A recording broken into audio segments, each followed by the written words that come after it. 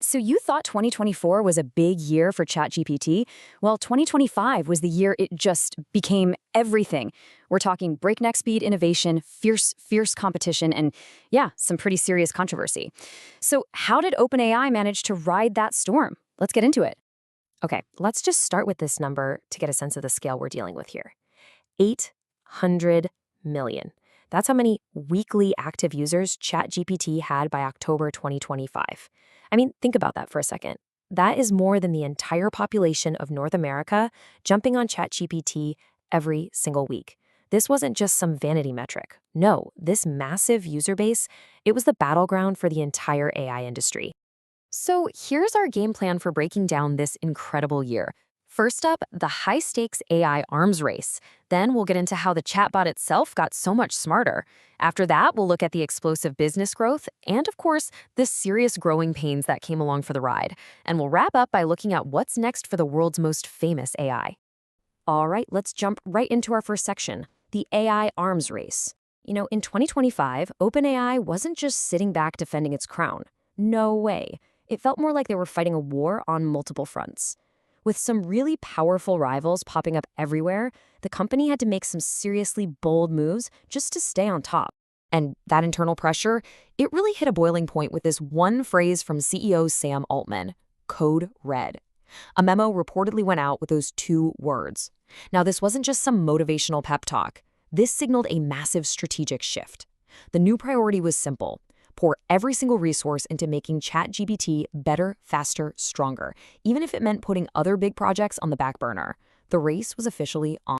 And trust me, this wasn't just talk. You had competitors like Google's Gemini and Anthropic's Claude really starting to gain ground.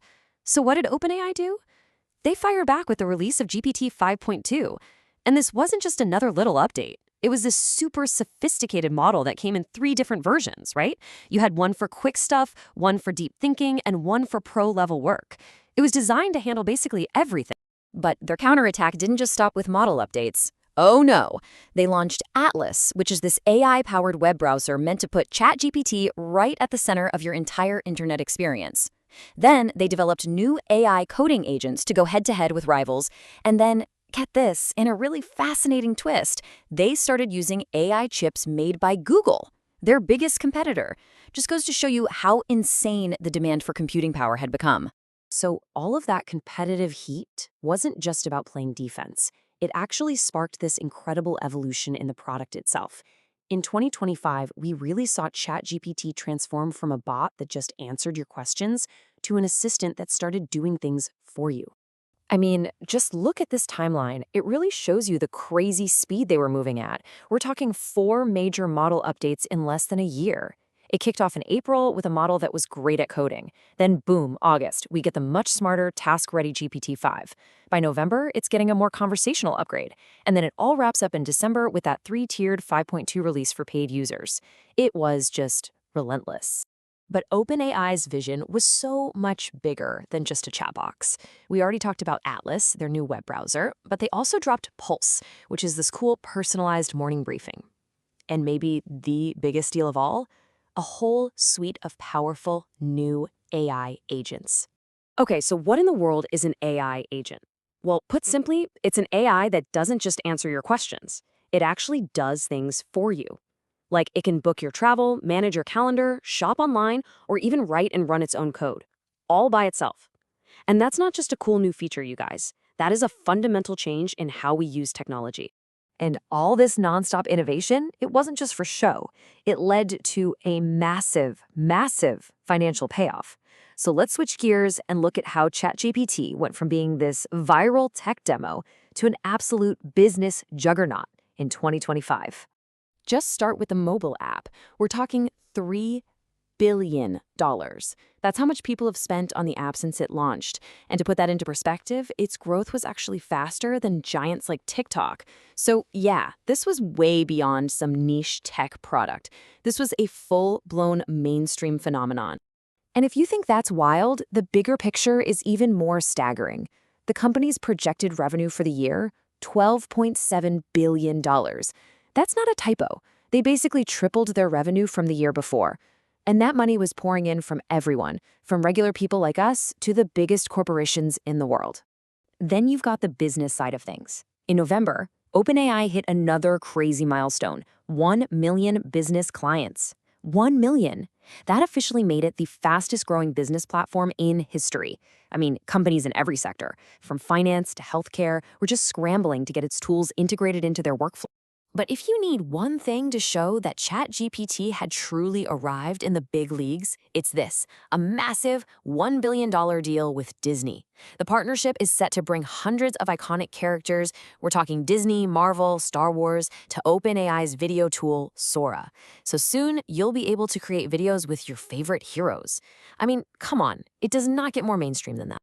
Okay, but this kind of insane hyperspeed growth doesn't happen in a vacuum. It doesn't come without a price. And all of that success came with a pretty serious dark side. Suddenly, OpenAI found itself walking through a minefield of legal, ethical, and technical problems. And that brings us to the really big question, right? Did all this incredible growth come at a cost? Well, as we're about to see, the answer from 2025 is complicated. The controversies started piling up, and they were serious. You had copyright lawsuits coming from all sides: news publishers, music rights holders. There was even a German court ruling that said, yep, ChatGPT violated copyright law. But the problems went so much deeper than just legal fights. We're talking about huge societal questions. The company was facing wrongful death lawsuits. An MIT study came out suggesting the tool might actually be hurting our ability to think for ourselves. This was heavy stuff. Those lawsuits around user safety were especially disturbing. Several families came forward alleging that an earlier model, GPT-4o, was basically rushed out the door without the right safeguards. And the core of their argument was this: the AI was so focused on being agreeable and helpful that it wouldn't push back, even when users started talking about dangerous or self-harming ideas. And the issues weren't just in the courtroom. They were in the code itself. There were technical glitches. At one point, an update made the AI weirdly flattering. Users started calling it sycophancy, which is just strange. But way more alarming, another bug was found that let the chatbot create inappropriate stuff for kids' accounts.